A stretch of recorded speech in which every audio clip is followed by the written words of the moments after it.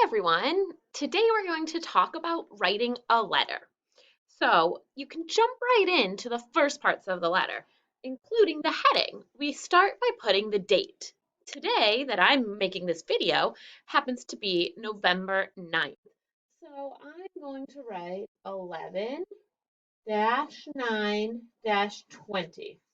That means November 9th, 2020. Then we need to have a greeting. So you have to think about who is your letter to.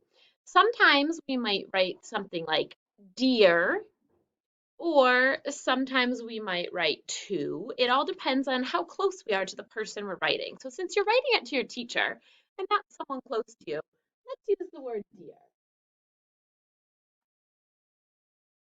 Dear, and then you're either going to do Mr., Mrs., or Ms., or Miss, whatever your teacher likes to be called. So I'm going to write to my teacher, Dear Mr. Smith. I'll do a capital for Mr., the period because it's an abbreviation, and a capital for his name, and then a comma. And then we can get into the body of the letter. And that's whatever we want to say to him. So when we're writing a letter, well, for this, we have to write about our family traditions. So you can look at the next few slides to give you some ideas. And the assignment said that we have to include at least 3 details. So sometimes before I write my letter, I kind of plan it out. So I'm just going to get some Post-its. You could also take notes on a whiteboard, and I'm going to think, what family tradition do I want to write about? My family has lots of different traditions, sometimes around the holidays. Oh, I just thought of one. So my dad, it's a tradition that when he opens our swimming pool, whoever's the first one to go in gets $1. So even if it's freezing out, if you go in, you get the dollar. So that's a family tradition. That's just kind of something unique and special to our family. So I think I want to tell Mr. Smith about that. Maybe you'll write about a holiday or a song your family likes to sing or a special activity you like to do. That's up to you. But you need to make sure you have 3 details. So before I start writing this, I want to make sure I have 3 details. So my big idea, my family tradition is opening the pool. So I'm going to jot that on my sticky just so I remember my big idea. And then I'm going to see if I can come up with 3 details. Well, one detail is that you get $1 if you're the first one in. Do I have any other details? Well, I know I could talk about my parents' pool. I could describe it. So that's going to be some details. It's an in-ground pool. It has lots of flowers around it, and they live in New York. So those are all details if I describe the pool. What else can I say about the tradition? Maybe I can talk about the times I won. I have won, let me think.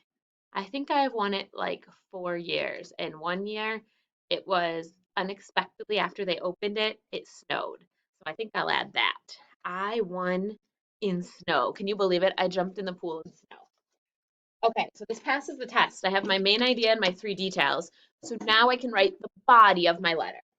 Dear Mr. Smith, and if you're stuck on how to start the body, you can look at the slides. The next slides have some sentence starters. So I'm going to choose one tradition my family has is, I'm going to copy that right from the slide. I'll indent one tradition.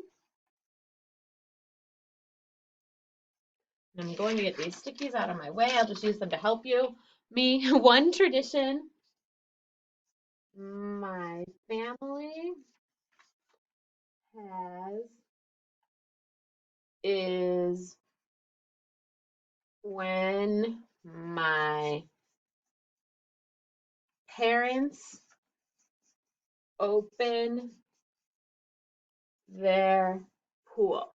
Okay, so I stated the tradition. Now I need to give my details, and I think I want to start with the one that says describing it. So I'll say, they live in New York. My sister and I always help them open the beautiful blue in-ground pool. Okay, so let's do a quick check. I've stated the tradition and I've described it. So I need to give my two other details now. So I should probably talk about the dollar. That's the fun part. Each year,